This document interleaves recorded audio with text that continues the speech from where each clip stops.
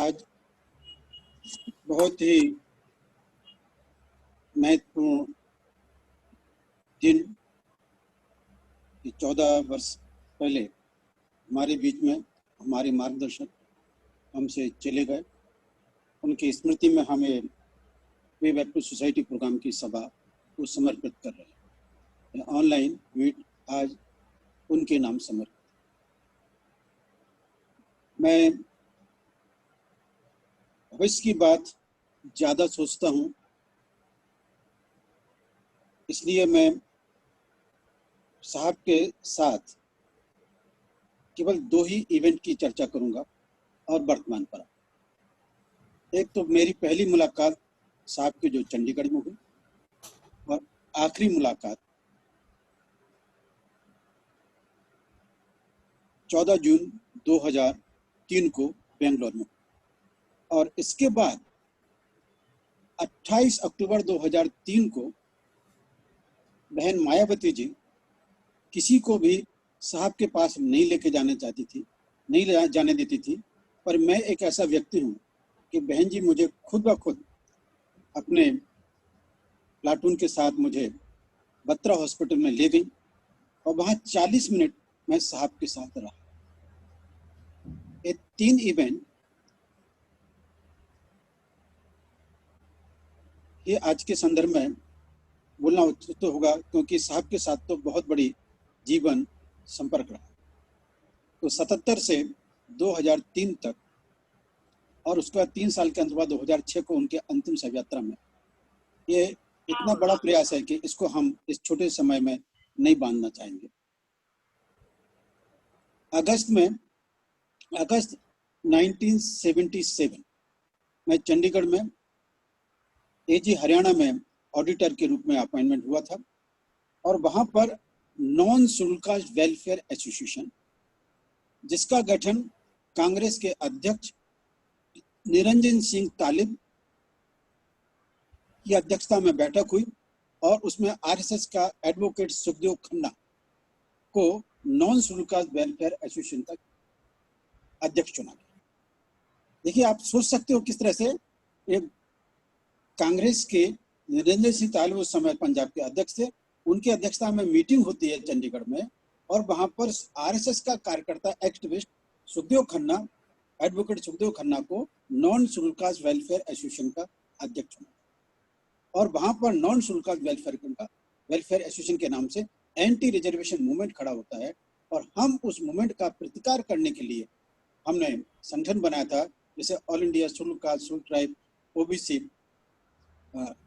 Employees federation करके हमने उसका नाम, उसे माइनॉरिटी वर्ड नहीं जोड़ा था उस समय, SC ST OB को जोड़ा था। पंजाब का जनरल सेक्रेटरी था, हरियाणा गवर्नमेंट से एम्प्लॉइज था, वो अध्यक्ष था, और मैं सेंट्रल गवर्नमेंट से था, मैं कैशियर। इस तरह से ये 3 लोग ही पूरे मूवमेंट के सक्रिय थे। और तो तेजेंद्र सिंह झल्ली जो HMT में मैनेजर थे, उन्होंने किसी तरह से बताया कि साहब ये चंडीगढ़ में इस प्रकार का मूवमेंट है, इसको कैसे, पता नहीं उनके सोर्स क्या थे। वो तेजेंद्र सिंह झल्ली अगस्त के लगभग 21-22 अगस्त होगा, वो सीधे, मैं 20वें सेक्टर में था, मेरे पास 1 रूम का कमरा था, वो सादा सीधे के सीधे मेरे रूम के सामने साहब को लेके खड़े हो गए। सरदार जी आगे आए और साइड में कांशीराम जी खड़े हुए थे। कहने लगे, अम्बेडकर साहब, यस सर, मैं तेजेंद्र सिंह झल्ली HMT से आया हूँ, आपसे दिल्ली से एक अपने समाज के नेशनल लीडर आए हुए हैं, वो आपसे मिलना चाहे। इतनी से मेरे पास एक स्टूल था और एक होल्डिंग चेयर थी स्टील की, उस पर मैंने इन दोनों को बैठा और मैं खड़ा। वो 10 मिनट्स थे साहब की मुलाकात में कि उन्होंने मुझे इस समाज व्यवस्था का क्लास करेक्टर समझा था, कि इस देश को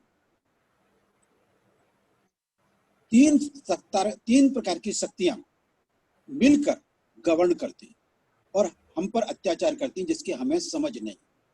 पहली ब्राह्मण, दूसरा कैपिटलिज्म, और तीसरा फ्यूडलिज्म। यह जो मेरे माइंड में कम्युनिस्टों के CPM का जो इंपीरियलिज्म, कैपिटलिज्म, फ्यूडलिज्म बैठा था, उसकी जगह साहब ने मेरे को ये 3 वर्ड दिए, मैं इमीडिएटली मेरे माइंड में किंतु परंतु ना देख के पूरा का पूरा चित्र स्पष्ट हो गया कि हम अंबेडकर बात को समझने में कम पड़े। साहब ने बोला कि ये लड़ाई आप जो लड़ रहे हो योग नहीं है, ये लड़ाई लड़ने का क्या है कि हमारे अंदर इम्पेशंस टू गवर्न, इस देश के हम भी शासन करती जमात बनना चाहते हैं, उसके भाग बनना चाहते हैं, ये हमारे पढ़े लिखे तबके में पैदा हो रहा है। इसका खच्चीकरण, इसको कमजोर करना, इसको नष्ट करने के लिहाज से ये एंटी रिजर्वेशन मूवमेंट खड़ा। ये बात मेरे दिमाग में बहुत तेजी से स्ट्राइक हुई और मैंने कहा साहब ये बात तो आपने मुझे समझा दी, और लेकिन ये मैं सारे लोगों को कैसे समझाऊंगा इतनी जल्दी। आप ऐसा करो अम्बेडकर साहब, आप मैं शनिवार को आ जाता हूँ, आप सारे लोगों को बुला लीजिए। तो वहाँ पर रविदास गुरुद्वारा है 20 सेक्टर में, उनकी कार्यकारिणी के लोग भी हमारे साथ अटैच थे। मैंने कहा ठीक है साहब, हमारे पास 2 ही दिन थे, गुरुवार को हमारी बात हुई, शुक्रवार और शनिवार 2 ही दिन हमको मिलने वाले थे। गुरुवार को हमने बातचीत की, बातचीत में निर्णय निकला कि हम लोगों को बुलाना चाहिए और नेशनल लीडर आया हुआ है तो उससे सुनना चाहिए। आप ताजुब करोगे, हमारा नेटवर्क इतना था कि विद इन 24 आवर्स, 48 घंटे भी नहीं, 24 घंटे के अंदर हमने शनिवार को लंच हाफ डे होता था, हमने 4 बजे 500 से ज्यादा SC ST के कर्मचारी 20 सेक्टर के गुरुद्वारा में इकट्ठे किए। माइक सिस्टम नहीं था। कांशीराम जी अपने यहाँ से स्टेंसिल कट करके एक लेटर लेके आए थे। उन्होंने होम मिनिस्टर चौधरी चरण सिंह को, देवीलाल हरियाणा के चीफ मिनिस्टर, और ये बादल पंजाब के चीफ मिनिस्टर, और एक कमिश्नर यूनियन टेरिटरी जो बाद में CAG भी बने, TN चतुर्वेदी, नाम भी याद आ गया मुझे, TN चतुर्वेदी जो कमिश्नर यूनियन टेरिटरी थे, उनको चारों को उन्होंने लेटर लिखा कि ये जो आप एंटी रिजर्वेशन मूवमेंट है ये एंटी कॉन्स्टिट्यूशनल है, आप इसको रोकिए, इससे लोगों को नुकसान होने वाला है। और चरण सिंह से बोला कि ये रिजर्वेशन कम करने की जगह रिजर्वेशन पूरा करने की बात की जाना चाहिए। और वो करेक्टर जो उन्होंने मेरे को समझाया था, वो क्लास करेक्टर भी उस लेटर में दिया। वही लेटर बाद में नवंबर 1977 के नवंबर के वामसे बुलेटिन में वो लेटर भी प्रिंट हुआ। तो मेरे स्टॉक में कहीं तो भी पड़ा होगा वो लेटर, मेरे को याद। एक ये महत्वपूर्ण घटना है कि साहब दिल्ली में बैठकर, चंडीगढ़ के अंदर घटना हो रही है और हम लोग जो असेंबली थी उसके एक तरफ बीच में पुलिस रहती थी, एक तरफ गवर्नमेंट ये RSS के लोग और दूसरी ओर शेड्यूल कास्ट के, और आपस में हम लोग नारे लगाते थे, रिजर्वेशन पूरा करो, आज करो, अभी करो, रिजर्वेशन पूरा करो, जातिवाद खत्म करो। वो कहते थे पहले जातिवाद खत्म करो, रिजर्वेशन खत्म करो, जातिवाद खत्म करो, रिजर्वेशन खत्म करो। इस तरीके से कंट्राडिक्शन में एक ये इवेंट ट्रेनिंग कैंप लगा के, पिंजौर में कैडर कैंप लगाने के बाद मेरा ग्वालियर में ट्रांसफर हो गया और 2 साल के बाद में महाराष्ट्र भी चला गया। 80 से आज 20-40 साल मुझे महाराष्ट्र में। एक लास्ट की घटना, साहब ने जब पे बैक टू सोसाइटी प्रोग्राम बनाई तो ये बात स्पष्ट हो गया था कि वामसेक का प्रयोग फेल हो चुका, वामसेक का, और उन्होंने हमारे बीच में स्पष्ट तौर से कि वामसेक का नाम का प्रयोग अब फेल है और मैंने इसे बंद कर दिया। लेकिन मायावती किसी तरीके से चला रही हैं वो अपने तरीके से, मैं उसको मना नहीं किया है फक्त, लेकिन मैंने अपनी ओर से इसे, मैं ही अकेला, अगर कोई पूछता है तो मैं ही अकेला बात। हम सारे लोग परेशान थे। महाराष्ट्र के लोगों ने अपील करके फिर से पे बैक टू सोसाइटी को, एक अलग कहानी है, पे बैक टू सोसाइटी को जन्म दिया और साहब के नेतृत्व में हमको बहुत सारे गाइडेंस, फिर भी हम पर विश्वास नहीं होता।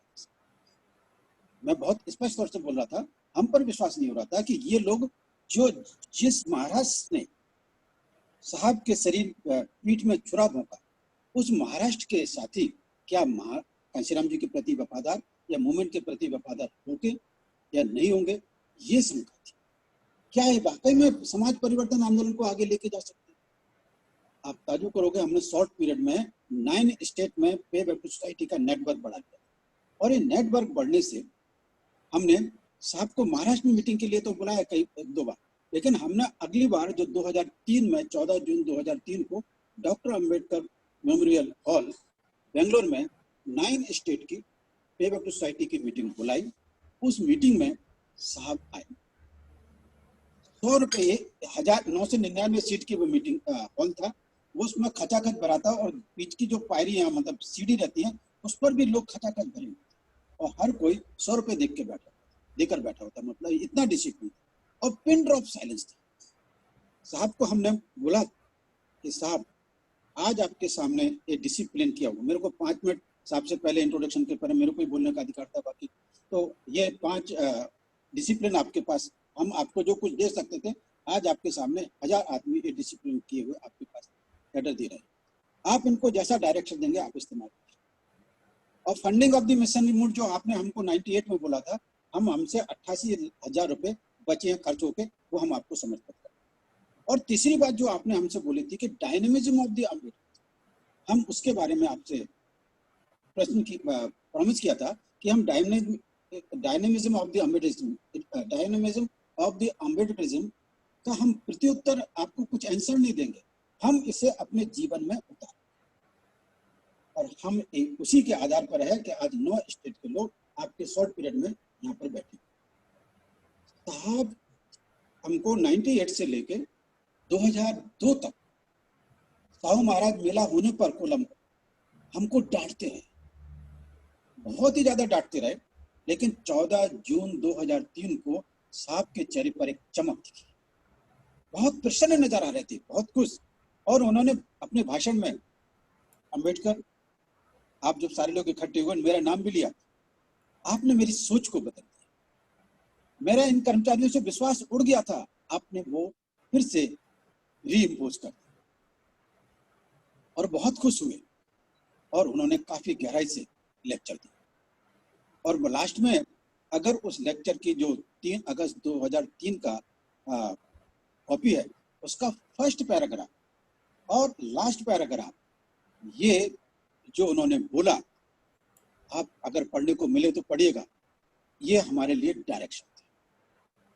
और वो डायरेक्शन हमारी न्यूज कहीं भी पेपर में नहीं आती थी, पहली बार साहब ने उसे बहुजन संकट में कवर स्टोरी के रूप में वो न्यूज थी और वो फुल प्लेज पीबीएसपी के स्टेज से।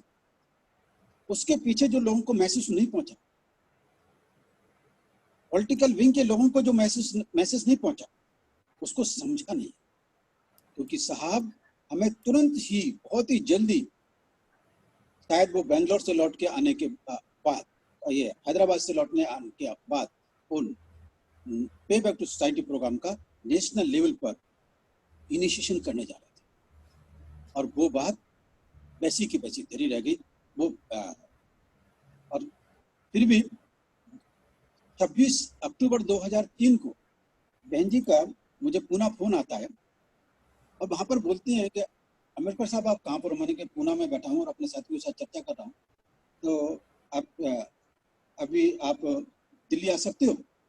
लेकिन बहन जी 5:40 हो गए और 5:35 पर यहाँ से झेलम छूट जाती है, ये अभी तो कोई गाड़ी नहीं है। तो मेरे से बोलती है अम्बेडकर साहब, साहब बोलती मेरे को, ये साहब आपके नाम की बार बार चर्चा, ये बहुत बड़ा सेंटर पॉइंट है कि बहन जी ने मेरे को बताया कि साहब आपके नाम से मेरे की बहुत बार बार चर्चा करते रहते थे और अभी भी हॉस्पिटल में मेरे से नाम की चर्चा करते, अम्बेडकर, यार अम्बेडकर पूना, ऐसा मेरे को बोलते हैं। और आपकी फाइल देखी तो आपकी करस्पॉन्डेंस मेरे को देखने को मिली, तो मैं आपसे बात करना चाहता हूँ। ये मैं लास्ट की इवेंट को, मतलब बीच की इवेंट को छोड़ दिया मैंने लास्ट। और 28 अक्टूबर 2003 को बहन जी के साथ आमने सामने मेरी 4 घंटे चर्चा। और आप ताजुब करोगे, जो बहन जी को एफिडेविट देकर जो लगभग 53 करोड़ के लगभग पैसा इकट्ठा हुआ था, सीबीआई ने छापा मारा, 3.5 करोड़ उनको घर में पड़ा था, वो और कुछ पैसा नहीं था। वी आर अम्बेडकर के जो महाराष्ट्र से सजेशन लेके गए थे कि एफिडेविट के आधार पर हम बहन जी को बर्थडे गिफ्ट देंगे। 15 जनवरी 2004 को बहन जी को बड़े पैमाने पर गिफ्ट देंगे जिससे कि सुप्रीम कोर्ट में जो केस है वो लिक्विडेट हो वो केस, और बाद में आपने देखा होगा कि उससे बहुत बड़ा पैसा इकट्ठा हुआ और सुप्रीम कोर्ट से बहन जी बरी होकर आई, जो करप्शन के केस थे वो लूज होकर आए। लेकिन वो कंटिन्यूटी जो साहब हमको नेशनल लेवल पे ले जा रहे थे वो कंटिन्यूटी वही कभी। और लेकिन एक बहुत बड़ी बात, साहब ने बाबा साहब के बारे में हमें बताते रहते, तो आप वो भी ध्यान में रखना कि बाबा साहब अपने बाद किसी को भी अपना उत्तराधिकारी या इशारा नहीं कर पाए थे कि ये मेरे बाद मूवमेंट को चलाए। कांशीराम जी जाते जाते कम से कम बहन जी का नाम हमको देगा, इसलिए बहन जी ने पेबैक टू सोसाइटी डिसॉल्व किया। हमने अकलमंदी के आधार पर हमने इसको नहीं अपोज किया, विरोध किया, क्योंकि लीडरशिप जब इमर्ज होती है तो उसे फ्री हैंड देना चाहिए, otherwise they can't think. Thinking must be free hand, independent अगर नहीं होगा तो फ्री थिंकिंग नहीं कर सकता है, वो मूवमेंट को डायरेक्शन नहीं दे सकता। हमने बेंच से किंतु परंतु ना करते हुए, बात को समझते हुए भी कि हमने विड्रा के बारे में कोई क्वेश्चन परंतु किंतु परंतु नहीं की। ये बात आज मुझे 9 अक्टूबर 2020 को बोलने की आवश्यकता होगी, क्योंकि आज कम से कम इसमें बहुत बड़े पैमाने पर ट्रेन कार्यकर्ता जो 3 दिन के ट्रेनिंग का ऑनलाइन ट्रेनिंग में भी अटेंड किए हुए, और कुछ लोगों ने मेरे 3-5 दिन के ट्रेनिंग कैंप अटेंड किए। यहाँ पर इतना सुलझा हुआ और ट्रेन एक्टिविस्ट ट्रेनर बैठा हुआ है, इसलिए मुझे ये बातें इशारे में, क्योंकि उनसे प्रश्न पूछा जा सकता है, पूछेंगे भी लोग, इसलिए ये मूवमेंट में साहब का अचानक ही चला जाना, नॉन पॉलिटिकल रूट का मूवमेंट बड़े पैमाने पर कमजोर। और इसका उदाहरण मैं अपने जीवन की लास्ट इवेंट को बता रहा हूँ, जो साहब के साथ 9 अक्टूबर 2003 को 1:30 बजे हमको मालूम पड़ा, हमने न्यूज पर मालूम पड़ा, मुझे मेरे बहुत माली समाज के जो साथी थे, Sitaram among, doctor Sitaram among, जो नेशनल लेवल पर साहब को पंजाब, हरियाणा, उत्तर प्रदेश में भी मालियों को इकट्ठा करने में सहयोग देते थे, उनका फोन आया कि अम्बेडकर साहब चल बसे। मैंने दंग रह गया हूँ, और बहन जी आज के आज 9 तारीख को ही मतलब वो साहब का अंतिम संस्कार करने जा रही है, हमको साहब देखने को नहीं मिल पाएंगे, और मेरे पास पैसा कम है। मैंने कि ठीक है, कोई बात नहीं, मैं भी कहीं से इकट्ठे करके पैसा, मैंने कि सुबह 6 बजे का प्लेन है, पता कीजिए कितने बजे का प्लेन है, अपन डायरेक्टली दिल्ली पहुंचते, क्योंकि हम कभी प्लेन में नहीं चले थे, पहली बार प्लेन का हमने, क्योंकि हम पॉसिबिलिटी में सोचने वाले थे, हमने इमीडिएटली प्लेन के टिकट लिए, पहुंचे। साहब 12 रकाबगंज रोड से बीएसपी के ऑफिस से निकल ही रहे थे ट्रक पर, और हमने वहां पर बहुत नीचे खड़े होकर साहब का बॉडी को देखा, और हम उसके पीछे अटैची लिए हुए दोनों जन भागते जा रहे थे। गाड़ी चली जा रही थी, हम भागते जा रहे थे। बेंच ने देखा कि 2 लोग अटैची लिए भाग रहे हैं, उन्होंने थोड़ा सा हाथ भी किया, देख लिया, और हम अंतिम संस्कार के बाद शाम को ट्रेन से बैठ के निराश होकर चले। और 10 तारीख को हम शाम को यहाँ पर पहुंचे, 11 तारीख को हम फिर से मिले, और हमने डिसाइड किया कि साहब के बारे में आदरांजलि व्यक्त करने के लिए हमें मीटिंग ऑर्गेनाइज करनी। आप ताजुब करोगे, इंडिया में, ऑल ओवर इंडिया में इतनी जगह कहीं भी कोई मीटिंग आदरांजलि का कार्यक्रम में हुआ।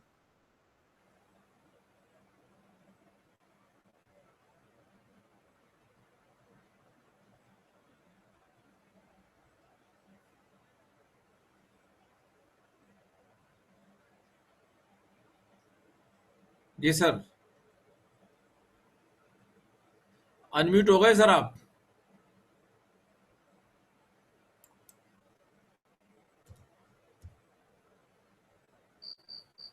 साहब अनम्यूट हो गए। आदरांजलि का कार्यक्रम रखा है, ये लोग हमारे बीच में जी ऑटोमेटिक तौर पर आए, हम लोगों ने किया। और ताजुब करोगे, जो पॉलिटिकल विंग ने साहब की आदरांजलि का कार्यक्रम महाराष्ट्र लेवल पर नवंबर में के लास्ट वीक में किया, मतलब हमसे भी कितने दूर जो सबसे नजदीक थी उसको पहले करना था, तो इससे अंदाजा लगा सकता था कि नॉन पॉलिटिकल विंग के बिना पॉलिटिकल मूवमेंट कितना कमजोर।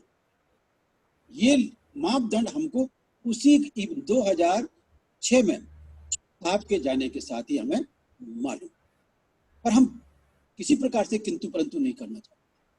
और आप ताजुब करोगे, पी.आर. अम्बेडकर ने कहीं भी कोई एक आर्टिकल या इंटरव्यू या एक छोटा सा भी लेख लिखने की कोशिश नहीं की, क्योंकि मेरे माइंड में जो बात भरी थी कहीं ना कहीं मूवमेंट को नुकसान कर सकती थी, इसलिए मैंने साइलेंट रहना उचित समझा। आप ताजुब करोगे, पी.आर. अम्बेडकर की कहीं कुछ आर्टिकल मेरे से किताबें लिखने के लिए आग्रह किया जाता, कुछ और, मैंने कि नहीं, इस मूवमेंट को इस प्रकार से नहीं चलाया जा सकता। और साथियों, आज ये बात मेरे को, ये 2 इवेंट है, कितने, 1977 चंडीगढ़ की लास्ट इवेंट साहब के साथ बेंगलोर की 14 जून 2003 की, और 22 अक्टूबर 2003 की पूना की। इन तीनों इवेंट ने हमें बहुत कुछ सोचने को मिला, और इस बात पर हमने, आज सारे लोगों को इस बात को सोचने की ज्यादा जरूरत होगी कि 20वीं शताब्दी में जो टूल्स, टेक्निक और मेथड अडॉप्ट किए गए हैं 21वीं शताब्दी के लिए वो शार्प नहीं रह गए, बोथड़ हो गए हैं, मोथरे हो गए। यूजफुल तो है पर इफेक्टिव नहीं। ये निर्णय, तब हमें नए टूल्स, टेक्निक और मेथड को इजाद करने का, चिंतन मनन करके ढूंढने का संकल्प लिया। साथियों, बिना संकल्प के कोई भी मूवमेंट नहीं चलता। महापुरुष बनने के लिए बात तो अलग है, कि बाबा साहब हो, सम्राट अशोक की बात हो, या डॉक्टर महात्मा फुले की, साहू महाराज की, या डॉक्टर अंबेडकर की बात हो, महानायक कांशीराम जी की, उन्होंने जीवन में संकल्प नहीं लिया होता तो आज वो हमारे सामने महापुरुष नहीं कहलाते, हमारे दिशा दशक नहीं बने होते। आज यही बात मैं सब लोगों से कह रहा हूं कि आपसे मैं जीवन के 5 बेहतरीन साल मांगू। आप अपने आप मेरे से कमिटमेंट मत कीजिएगा। मैं कोई बहुत बड़ा आदमी नहीं हूं, मैं सादा आप लोगों में से एक। आज आप अपने आप से कमिट कीजिए, कमिटमेंट टू योर सेल्फ, अपने आप से, be our self, commit to our self, कि हम इस मूवमेंट को, हमारे जीवन के, हम इस 5 बेहतरीन सालों के अंदर ही इसे पूरा करने की कोशिश करेंगे, कामयाब कोशिश करेंगे। और जो हमने स्लोगन दिया कि महान अशोक का राज आएगा, सबको भयमुक्त बनाएगा, फुले, साहू, अंबेडकर, कांशीराम जी के सपनों को साकार करेगा। ये काम में आज जहां 3D की बात जो हमको कांशीराम जी ने बोला था, और एक चौथी बात उन्होंने बहुत अलग से बोली थी। चौथी बात उस समय बोली जब उन्होंने हमको ये सिद्धांत दिया कि समझाने वाले को समझना होगा, समझकर समझाना। 26 अप्रैल 1995 उस सिद्धांत में लेट अस रिजॉल्व, अंतिम साहब, बाबा साहब का संविधान सभा का अंतिम भाषण का अंतिम पैराग्राफ कोट करते हैं और हमसे क्वेश्चन करते थे, हम लोगों से कोई उत्तर नहीं दे पाया, और इसीलिए उन्होंने हमको बोला लेट अस रिजॉल्व। तो आज का दिन 3D, dedication, devotion and determination तो है ही, पर चौथा पॉइंट लेट अस रिजॉल्व, हमें कृत संकल्प हो, दृढ़ संकल्प ही नहीं बोलना है, कृत संकल्प, मतलब कृति में उतारने वाला संकल्प करना। अगर हम ये कर सके तो आज का दिन इस महापुरुष के प्रति, हमारे को दिशा देने वाला, जाने के बाद भी आज हमें दिशा दे रहा है, महानायक कांशीराम जी। हमने इन्हें अलग से पहली बार महाराष्ट्र ने, जब पे बैक टू सोसाइटी बना 2001 में, हमारी कन्वेंशन हुई थाने में, वहां हमने डिसाइड किया कि हम साहब को किस नाम से संबोधित करें। हमने उनको दिया national leadership of the social transformation movement, ये शब्द देने वाली पे बैक टू सोसाइटी। आज हमने साहब के जाने के बाद डिसाइड किया कि हम इनके साथ किस प्रकार का संबोधन करें। मान्यवर साहब के लिए फिट नहीं, रिगार्ड के लिए आप बोलते रहे, उनकी है। इसलिए पे बैक के बहुत सीनियर साथियों ने चर्चा कर, जो मेरे साथ जुड़े हुए थे 98 से, उनके बीच में चर्चा करके मुझे सजेस्ट किया कि साहब को हमें महानायक, इसलिए हमने साहब को महानायक कांशीराम जी इस प्रकार का संकेत किया। और इसी को ध्यान में रख के हमने इस इंस्टीट्यूशन का, जिसे मैं फैक्ट्री कहता हूँ, महानायक Kanshiram ji school of thinking is a factory to create an activist. महानायक Kanshiram ji school of thinking is a factory to create an activist, to कठिन से कठिन को, जटिलता को सिंप्लिसिटी में बदलने का नेशनल इंस्टीट्यूशन। ये संकल्प के साथ हमने शुरुआत की और कुछ लोगों ने फिर से आग्रह किया कि अम्बेडकर साहब, हमें पे बैक टू सोसाइटी प्रोग्राम को रिवाइव करना होगा। रिवाइव करना होगा तो हमने सोचा क्या सर्वाइव हो सकता है। सर्वाइव होने की पॉसिबिलिटी को, और वो भी स्ट्रॉन्ग पॉसिबिलिटी को ध्यान में रख के हमने फिर इनका रिसर्च लिया। लगभग 3 साल के प्रयास के बाद आज आपके सामने बहुत बड़ा ट्रेन एक्टिविस्ट है। जिस दिन 1000 ट्रेनर्स के रूप में डेवलप हो जाएगा, हम 100% बोल सकेंगे कि ये मूवमेंट कामयाब होने वाला है और विद इन पीरियड कामयाब, शॉर्टेस्ट पीरियड में कामयाब होने वाला है। इसकी खातिरी हमारे सारे प्यारे अम्बेडकर नहीं, आप जो सारे के सारे लोग हो, अपने आप खातिरी या विश्वास दिला, ट्रस्ट समाज को दे सकोगे कि नहीं ये हो सके। साथियों, आज का दिन हमारे सामने dedication, devotion, determination and resolve, हम 3D हमारे जीवन के अंदर ऑलरेडी हैं, और हमारी संकल्पबद्धता की कहीं ना कहीं कमतरता है। संकल्प में हम कहीं ना कहीं कम हो जाते हैं और हमको बहुत जल्दी आलस घिर लेता है। यस, मैं नहीं बोल रहा हूं, ये बात महान सम्राट अशोक ने अपने शिलालेखों में लिखा है कि आलस्य हमारी बहुत बड़ी बीमारी है। हमारी जिद को कमजोर करने में आलस हमारे को मदद करता है, इसलिए आलस को नकारना। तो हम बहुत बड़े पैमाने पर इस मूवमेंट को कामयाब बनाना चाहते हैं। मैंने इसी हयात में, इसी जीवन में इस मूवमेंट को कामयाब होने का स्वप्न दिया, और आप लोगों को भी वही स्वप्न देना चाहता हूं कि आप अपनी हयात में ही इस मूवमेंट को कामयाब। उस समय का जमाना था कि हमको 10 साल, 20 साल, 10 साल का साहब ने प्रोग्राम बनाया। 90 तक का प्रयोग था, और 91 के बाद विद इन 10 ईयर्स 2001 तक, 2001 का भी पढ़ा, मतलब 2000, तो वहां तक इस देश के हुक्मरान करने का स्वप्न था। लेकिन बामसेफ को टूटने की वजह से या नष्ट करने की वजह से ये प्रोग्राम में डिले हुआ। डिले बामसेफ के कमजोर होने से साहब के स्वप्न जो हमको देना चाहते थे उसमें डिले। ये अब किसी प्रकार से डिले ना हो, इसकी खबरदारी एक एक साथी ने विजिलेंस का काम करते हुए, कहीं भी किसी प्रकार का चमचा युग इस पर हावी ना हो सके, हमारी ईगो इमोशन हावी ना हो सके, इसे हम यूटिलिटी में बदल सके, ईगो को यूटिलिटी में बदल सकें, इमोशन को यूटिलिटी में बदल सकें। इसलिए मैं आज आपके सामने जो हमने इंटेलिजेंस क्लास का स्वप्न दिया, उसको मैं एक बहुत 3 शब्दों के साथ एक्सप्लेन करके अपनी बात समाप्त करने जा रहा हूं कि हमने इंटेलिजेंस शब्द को सुना, इसके आगे इमोशनल इंटेलिजेंस होने की बात, और इसके साथ तीसरा शब्द है सोशल इंटेलिजेंस। इन तीनों को, इंटेलिजेंस, इमोशनल इंटेलिजेंस और सोशल इंटेलिजेंस को मिलाकर बनता है कल्चरल इंटेलिजेंस, और cultural intelligence is the another name of crystallisation of intelligence, crystallisation of intelligence.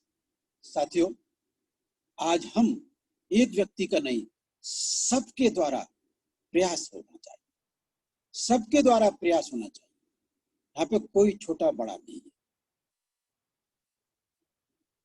सबको सहभाग, सबका त्याग, सबकी सूझबूझ, सबके प्रयत्न इसमें जुड़ना चाहिए। इसीलिए हमने 21वीं शताब्दी के 2 नए वीपन्स आप लोगों को दिए।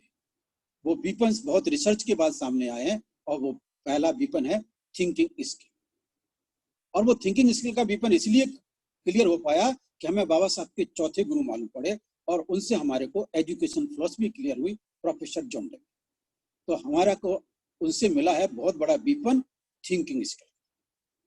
उसको तो एडवर्ड डी बोनो ने एनलार्ज करके जमीन पर उतारा, जो प्रोफेसर जॉन डेवे अपनी हयात में नहीं कर पाए, बाबा साहब अपनी हयात में नहीं कर पाए, जॉन डेवे ने ये एडवर्ड डी बोनो ने उसे जमीन पे उतारा है। तो ये बहुत बड़ा वीपन है, ये biggest investment for the social transformation. और दूसरा वीपन है कॉपरेशन। इन दोनों वीपन से हम इस देश में नए समाज का निर्माण कर सकते हैं, जो डायरेक्टर प्रिंसिपल में न्यू सोशल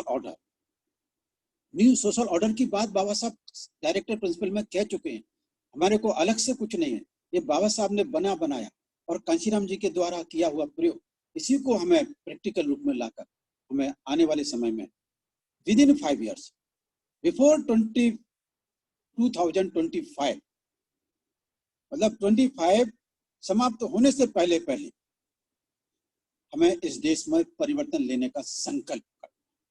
आज का दिन संकल्प का दिन, डिटर्मिनेशन का दिन है, डिवोशन डेडिकेशन का तो है ही, और उसके ऊपर रिजॉल्व का दिन, कृत संकल्प होने का दिन है। बाबा साहब ने संविधान सभा के सारे लोगों से बोला था पार्लियामेंट के कि आपको कृत संकल्प करना चाहिए, रिजॉल्व करना चाहिए। आज हम पार्लियामेंट की बात नहीं करें क्योंकि हम नॉन पॉलिटिकल रूट की बात करें। हमें नॉन पॉलिटिकल रूट को मजबूत करने के लिए हमने कुछ जो चाकोरी रखी है, उस चाकोरी को ध्यान में रखते हुए हम अपने आप को आज आप सब लोगों के बीच में कृत संकल्प करते हैं। बी.आर. अम्बेडकर अपने आप को पुनः रिजॉल्व करता है कि वो जिएगा तो पे बैक टू सोसाइटी प्रोग्राम की सफलता के, मरेगा तो पे बैक टू सोसाइटी प्रोग्राम की सफलता के। इससे ज्यादा मेरी कोई इच्छाएं नहीं है। फिर से और प्रोडक्ट कि मैं कभी भी एमएलए एमपी नहीं बनूं, राज्यसभा का या विधानसभा का नॉमिनेट मेंबर भी नहीं बनूं। और मैं अपने साथियों से भी कि जिस दिन आप इस त्याग की भावना से कि हमें किसी प्रकार की पॉलिटिकल इंस्पायरेशन, क्योंकि हमारे लोग बहुत शॉर्टकट में पॉलिटिकल उछल कूद कर लेते। बाबा साहब ने power of the political power is the master key by which can open each and every law, इस बात को बार बार, लेकिन कांशीराम जी के दूसरे एस्पेक्ट को नहीं बोलते कि नॉन पॉलिटिकल के बिना कोई भी काम, कोई भी चीज कामयाब नहीं हो सकती। इसलिए ये जो सेकंड प्रिंसिपल कांशीराम जी ने हमको दिया, उसको हम महानायक कांशीराम जी कहते हैं। ये प्रिंसिपल है power of the powers is power of possibility, and possibility is the driver of thinking, and thinking is the biggest investment in social transformation movement, which is the life skill. This is the life skill. It is the breathing. हमारे movement में ये breathing का काम करना चाहिए। हर हमारे activist की, trainers की, पर्सनालिटी की breathing must be thinking, behaviour must be a cooperation. जब ब्रीथिंग और बिहेवियर अगर एक मिल जाता है, अलग पर्सनालिटी बनती है। आज इस संकल्प के साथ आप लोगों के साथ में अपने आप को पुनः संकल्पबद्ध करता हूँ, पुनः संकल्पबद्ध करता हूँ कि आप लोगों के सहयोग से मेरे को कोई भी शक्ति केवल नष्ट कर सकती, झुका नहीं सकती, मोड़ नहीं सकती। ये संकल्प के साथ आप लोगों को विश्वास दिलाकर कि मेरा जीवन फुले साहब अम्बेडकर और महानायक कांशीराम जी के स्वप्न को साकार करने के लिए रहेगा, और विद इन चाकोरी, पे बैक टू सोसाइटी की चाकोरी में इसको सफल बनाने की हम पूरी की पूरी कामयाब कोशिश करेंगे। इन्हीं शब्दों के साथ आज बहुत सारा समय हमने आप लोगों से लिया है, और ये मेरे को आधा घंटे से 5 मिनट 35 मिनट हो गए हैं। आप लोगों ने काफ़ी धैर्य से मुझे सुना है, और कल से हम जिस प्रक्रिया को चालू किए थे, उस प्रक्रिया को दिल और दिमाग से करना चाहिए। मैं अपने सारे ट्रेनर साथियों को यहाँ पर बोलने का मौका मिलेगा, और आप लोग जी जान से तैयार होकर आइए। और आपको मैंने कल भी बोला था कि आपको हमें सिखाना है, समाज को सिखाने वाले बनना है। आप किसी इंटरव्यू के लिए, प्रेजेंटेशन देने के लिए नहीं आ रहे हो, समाज को समझाने वाले बनने के लिए आपको प्रेजेंटेशन, ताकि हम ये डिसाइड कर सकें कि कन्विंसिंग मीटिंग कौन ले सकता है, 1 दिन का ट्रेनिंग कैंप कौन ले सकता है, 3 दिन का ट्रेनिंग कैंप कौन ले सकता है और 5 दिन के लिए कौन कौन ट्रेनिंग कैंप के लिए तैयार हो सकते हैं। क्योंकि हमने संकल्प लिया कि विद इन ईयर्स हमें 1000 ट्रेनर तैयार करना है और 1000 के बाद विद इन ईयर्स हमें 10,000 ट्रेनर बनाना है। अगर जिस दिन 10,000 ट्रेनर हम बनाने में कामयाब हो गए, उसी के साथ साथ हमारे मूवमेंट का ब्रॉड बेस और मास बेस बनना सकता। ब्रॉड बेस और मास बेस जो कंसिडर बामसेप का स्वप्न था, जो स्ट्रक्चर था, तो इस लिहाज से पुराने हथियारों को स्त्रों को इस्तेमाल करने, आप उन्हें द्वेष की दृष्टि से, नेग्लेक्ट होने की दृष्टि से मत देखिए, यूटिलिटी की दृष्टि से देखिएगा कि यूटिलिटी कितनी इफेक्टिव है। अगर वो यूटिलिटी इफेक्टिव नहीं होती है तो वो यूटिलिटी हमारे लिए काम की नहीं है। हमें 21वीं शताब्दी में नई नई पॉसिबिलिटी, नए नए इनोवेशन, नई नई क्रिएटिविटी, नई नई सोचने के तरीके से, सोच नहीं बोल रहा हूँ, सोचने के तरीके के साथ, सोचने के तरीके तो हमें नए नए ढूंढना पड़ेंगे। क्योंकि आज की दुनिया में सबसे बड़ी रिसर्च तो सोचने के तरीकों पर हो रही। सोच अलग है और हम जो राह में से आर्गुमेंटिव लॉजिकल सोचते हैं, ये सादा सादा सोचना है, लेकिन सोचने के तरीके, parallel thinking, lateral thinking, designing thinking, ये चीजों पर नए रास्ते ढूंढने वाले अगर हम बनेंगे, तब हम मनुवाद को मैदान जंग में परास्त करके उसे जमीन में इतना गहरा गाड़ देना चाहते हैं कि फिर ये भारत भूमि पर सर उठाने की हिम्मत नहीं कर पाएगा, उसका हौसला भी नहीं हो पाएगा, मृत प्राय हो जाएगा। ऐसी बात को हम कहते हुए आपने मेरे को सुना, गंभीरता से सुना। इन सारी बातों को ध्यान में रखते हुए मैंने भी अपने आप से संकल्पबद्ध किया है, अपने आप को अपनी बातों को जो मैंने कहा है उसको ध्यान में रखते हुए आप लोगों से पुनः संकल्पबद्ध होने की अपेक्षा करते हुए यहीं पर मैं विराम लेता हूँ। जय भीम, जय भारत और सत सत नमन आज के महापुरुष महानायक। Thank you very much. धन्यवाद।